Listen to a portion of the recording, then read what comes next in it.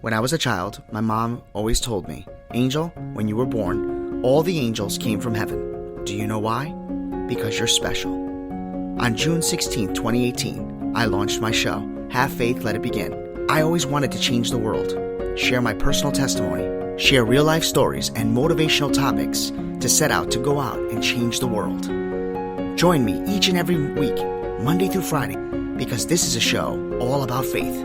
My name is Angel, and welcome to Have Faith, Let It Begin.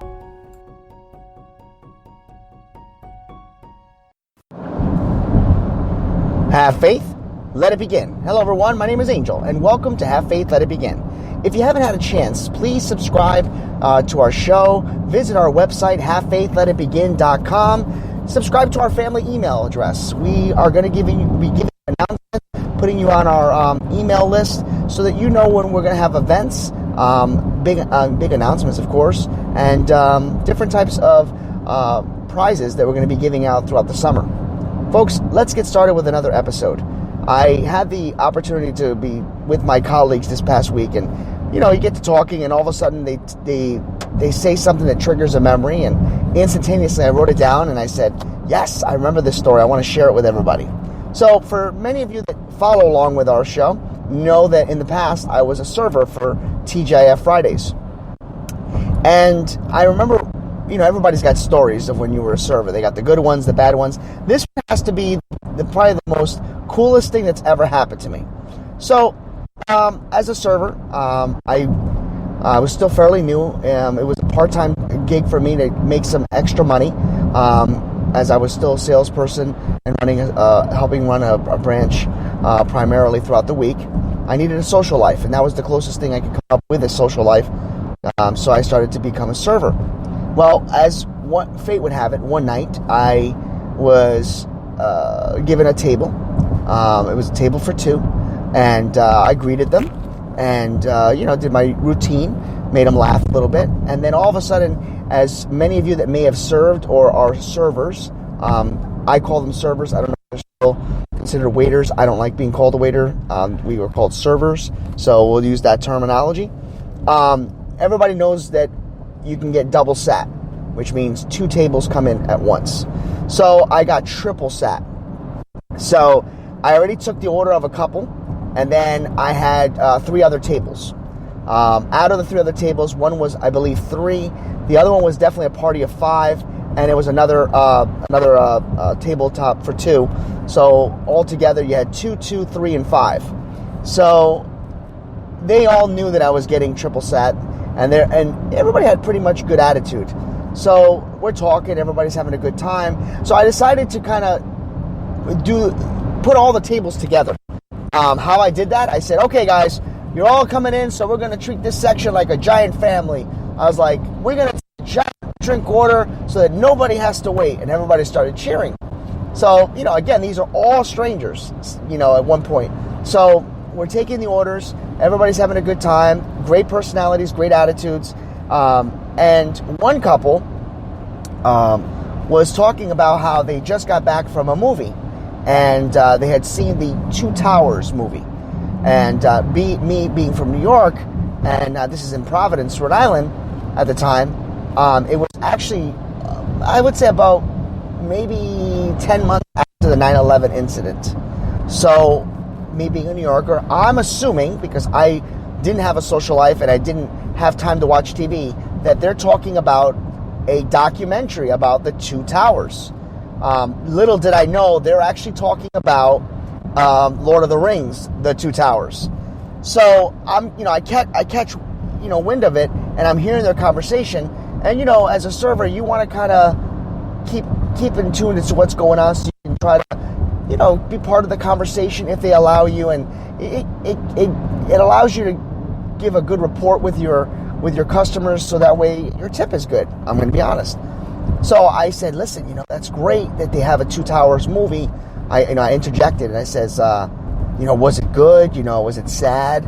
Now, mind you, I'm thinking they're talking about a documentary about the Twin Towers. They're talking about Lord of the Rings, Two Towers.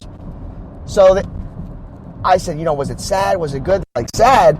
Nah, man, if anything, there wasn't enough deaths in the movie. And I'm thinking, that's kind of cold.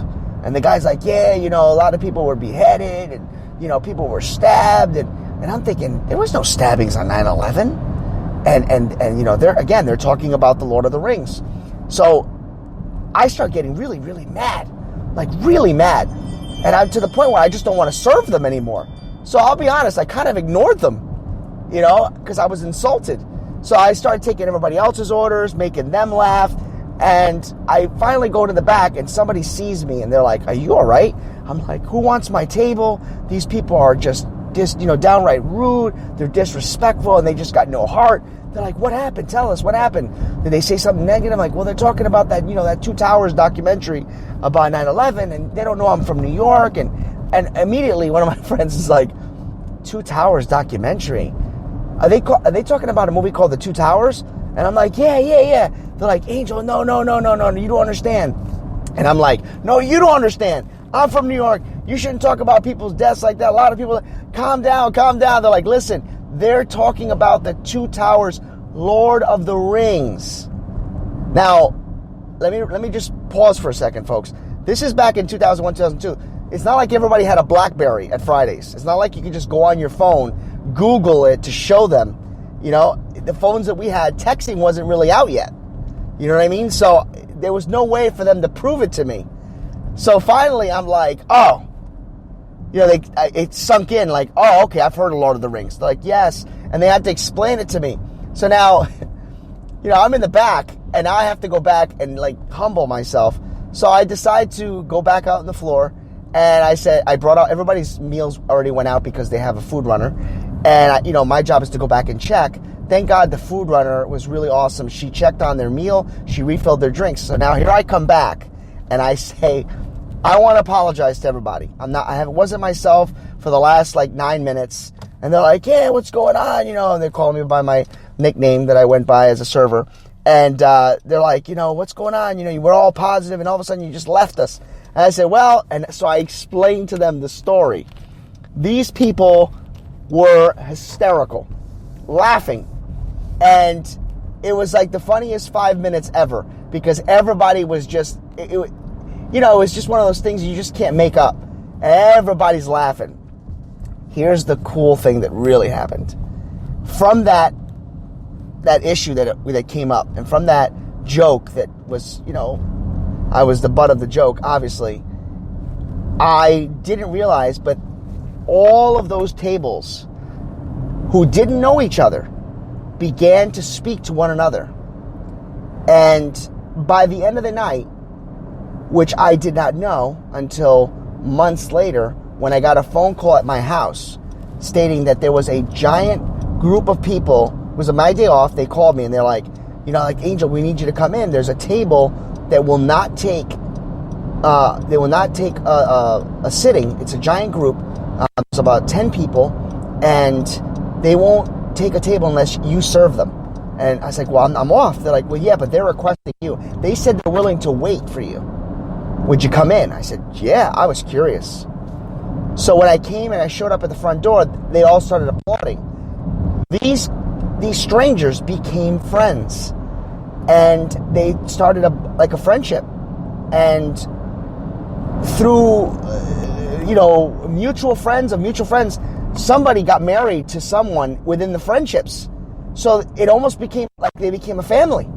And all because of that joke, and all because of me trying to keep them all together so that they wouldn't feel left out as we were on a busy night. So what's the point of the story?